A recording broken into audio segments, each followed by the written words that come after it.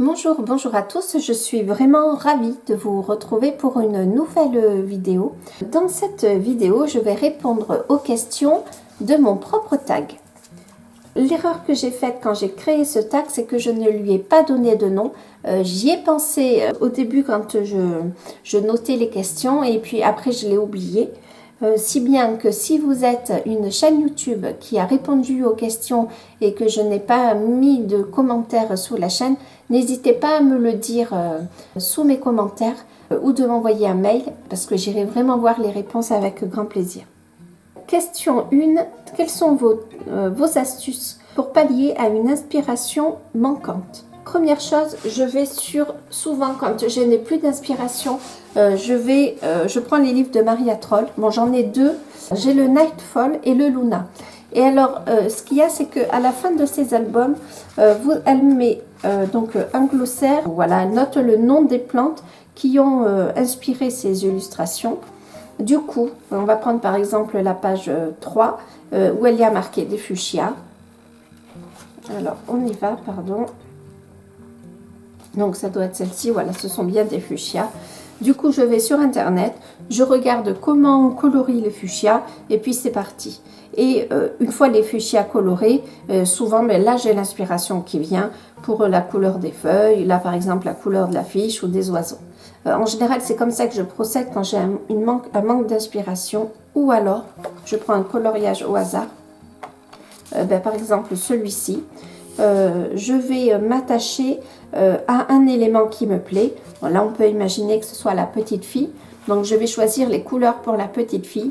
Et petit à petit, je vais graviter autour et puis l'inspiration revient. Deuxième question, quelle est votre couleur préférée et avec quelle autre couleur vous aimez l'associer? Alors, j'aime les couleurs chaudes en général. Ma couleur préférée, c'est le rouge. Mais le rouge Noël, le rouge avec une petite pointe de orange. Donc ça, vraiment, je raffole de cette couleur. Et j'aime l'associer avec le bleu indigo. Je trouve que ces deux couleurs opposées entre le rouge qui est bien lumineux, qui est bien chaud, et le bleu indigo qui tourne un peu vers le gris. J'aime beaucoup l'association de ces deux couleurs. Question numéro 3, qu'est-ce que vous préférez colorier? Alors, ce que je vais préférer colorier, c'est un personnage au milieu d'un paysage. Si je dois faire un choix, ça va être ça. Question numéro 4, êtes-vous inscrite inscrit dans un groupe de coloriage Facebook, Twitch? Alors, j'étais inscrite sur le Facebook de la chaîne Les Passions de Morgane. Il y avait un coloriage à faire chaque mois et elle donnait un thème. Alors, je sais pas moi, le lapin, une couleur, peu importe. Et voilà. Bon, sauf que je ne publiais pas toujours mes coloriages. Pas parce que j'en avais pas envie, pas parce qu'ils me plaisaient pas, mais parce que finalement je passais à d'autres coloriages et j'y pensais pas. Donc je crois que j'en ai publié 2. Je suis pas certaine.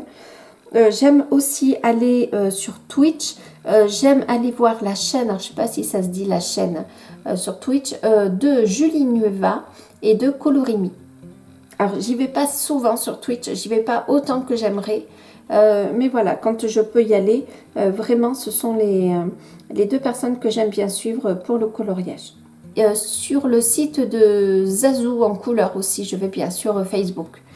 J'aime bien également, j'y vais pas autant que j'y voudrais, pareil, par manque de temps. Question numéro 5. Avez-vous un animal de compagnie et comment se porte-t-il pendant vos moments colo ou vos vidéos si vous êtes youtubeur? J'ai un chien, c'est un Golden Retriever qui s'appelle Simba. Il faut tout le temps s'occuper de lui. Et forcément, il n'aime pas quand je fais mes coloriages ou quand je filme parce qu'il sait que j'en ai pour un petit moment.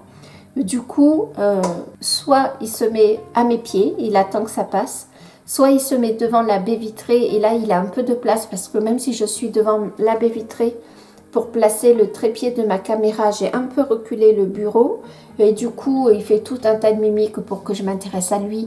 Il se met sur le dos, les 4 pattes en l'air, genre, et puis il me fait des têtes, voilà, une petite tête, voilà, toute mignonne, histoire de dire, allez, viens me caresser, arrête de faire ce que tu fais. Soit il vient mettre sa tête sur ma cuisse, genre, bon, t'en as encore pour longtemps. Voilà quoi. Ou alors il bâille en faisant beaucoup de bruit. Des fois vous l'entendez quand je filme. Ou il fait toutes sortes de bruits. Voilà. Pour ramener mon attention à lui. Heureusement que c'est pas que c'est un gros chien, parce que sinon je suis sûre que si c'était un petit chien, il trouverait le moyen de grimper sur ma table, c'est sûr. Question numéro 6, êtes-vous Disney ou pas Disney? Alors au début, quand je me suis mise au coloriage, je n'étais pas Disney, même si j'appréciais de voir les chaînes qui présentaient leur coloriage Disney. Et puis un jour j'ai craqué et je me suis acheté le Art Déco avec un autre album. Et l'autre album, je l'ai donné à mes nièces, je ne me souviens même plus de quel album il s'agit. Et l'Art Déco, je suis restée un petit moment sans le colorier.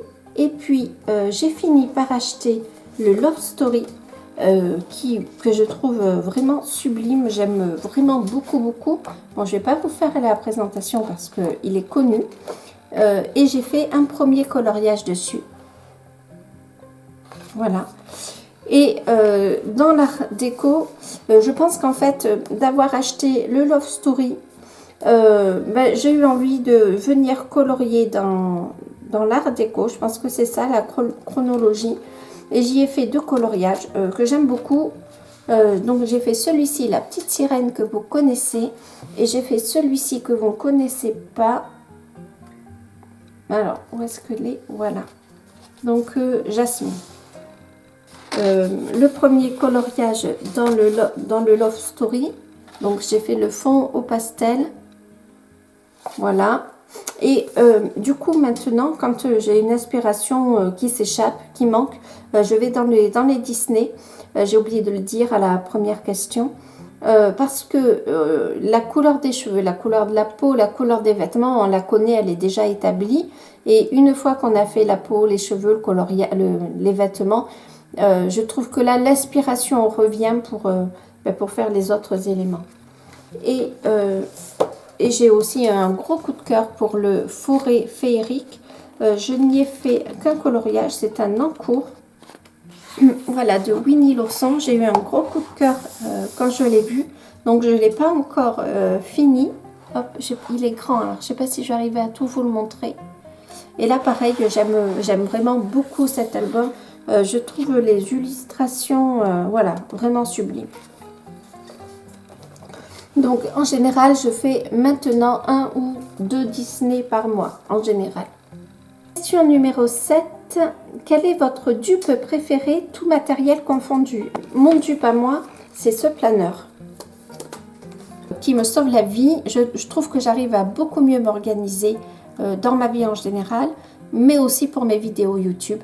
Donc je sais que c'est l'imitation d'un autre planeur que je ne connaissais pas, le nom m'échappe. J'aurais pu m'acheter un agenda, mais les agendas classiques je n'aime pas trop, je finis toujours par les délaisser. Et ce planeur je l'ai acheté à Action. Avant je faisais le bullet journal, mais là je me sentais pas le courage d'en refaire un, sachant qu'un bullet journal, je ne sais pas seulement moi écrire au stylo noir, au bleu, enfin au stylo, il me faut à chaque fois faire des dessins, des trucs, voilà. Et vous avez été nombreux à ne pas comprendre la question. En fait, un dupe, c'est l'imitation d'un matériel à moindre coût. Par exemple, pour les Posca, souvent on utilise comme dupe les Artistro. Question numéro 8. Quelle est votre gamme de crayons préférée? Petit budget ou grand budget? J'ai pas énormément de gamme. On va dire moyen budget. J'ai les Black Widow et les Castle Arts. Entre ces deux, je préfère les Castle Arts. Je trouve que les Black Widow, sachant que je n'ai que 2 boîtes pour la peau, j'ai les Light Tones et les Dark Tones. Je n'ai pas d'autres boîtes que ça. Les Black Widow, je trouve que j'ai un petit peu de mal à les mélanger. Et les Castle Arts, je trouve que c'est une bonne gamme comme ça de crayons, donc je dirais les Castle Arts. Après, j'ai 2 autres gammes. J'ai les Prismacolor et les Luminance. Alors, sachant que les Luminance, je ne les ai pas tous, je dois avoir une 50aine. Maintenant que les Luminance ont augmenté leur gamme de crayons, je dirais que entre les Prismacolor et les Luminance, ce sont les Luminance que je préfère. Déjà, je trouve qu'il y a beaucoup de soins apportés au design.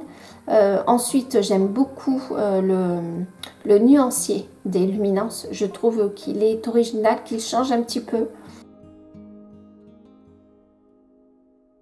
Alors, entre les luminances et les Prismacolor, c'est pas le même prix. 9e question. Quand vous coloriez, êtes-vous plutôt bien organisé ou bazar sur le bureau avec plein de matériel autour de vous? Alors, je dirais les deux. C'est-à-dire que, par exemple, je vais prendre le Love Story. Je choisis de colorier Peter Pan. Donc, je vais d'abord choisir les crayons pour la tunique. Donc, sur mon bureau, je ne vais avoir que l'album et les quelques crayons pour la tunique que je vais ranger, que je vais choisir autour. Et après, je vais choisir quand je vais passer au collant ou au chapeau, peu importe. Par contre, s'il arrive un moment où je suis en crise d'inspiration, ça veut dire que j'ai énormément d'inspiration. Pour le coup, je vais dire, ah, mais cette couleur d'aquarelle, ça va bien aller. Donc, paf, je mets le tube ou le godet d'aquarelle sur mon bureau. Ah, mais ce pastel-là, ça va être parfait. Hop, je mets le pastel. Et finalement, je me retrouve avec tout un tas de matériel où moi-même, je ne m'y retrouve pas. Donc, je dirais vraiment les deux.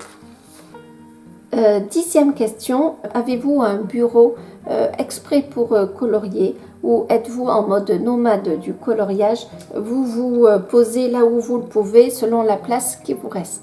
Alors, j'ai la chance d'avoir un bureau, c'est une table d'artiste. Il y a la table, le plateau qui s'incline. Sauf que quand je l'ai choisi, je n'avais pas une grande expérience. Alors, c'est déjà très bien, j'en suis très contente. J'ai beaucoup de chance de l'avoir et je ne m'en plains pas. Sauf que finalement, à l'utilisation, à côté de cette table, il y a un petit plateau où en dessous, il y a 3 tiroirs. Sauf que ce plateau est petit, je ne peux pas mettre beaucoup de matériel. Sachant que sur ma table, j'ai déjà mes boutures de plantes, soit que je donne à ma fille, soit pour moi, pour multiplier les plantes voilà, dans ma maison. J'ai mon matériel, alors on va prendre déjà un album. Déjà, il ne me reste plus beaucoup de place autour.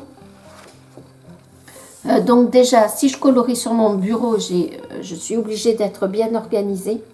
Et j'ai vu le bureau de Steph Color 63, enfin sa table d'artiste.